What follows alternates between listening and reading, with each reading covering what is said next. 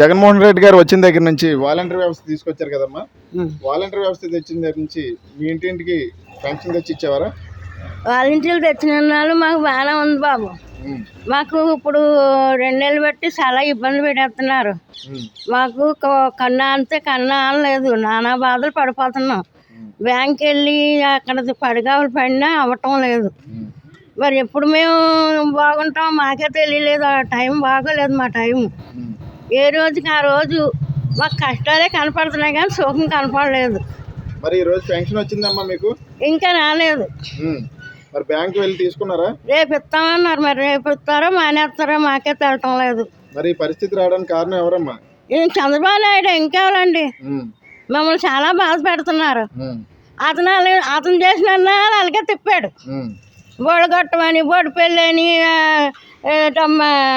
Panchayat office అని, తర్వాత ఏమో ఇక్కడ రాంకోవాలి వెనక ఇదేంటిది. మరి చంద్రబాబు నాయుడు గారు మరి వాలంటీర్ వ్యవస్థ మీద కక్ష కట్టి తీయించేశారు కదమ్మా.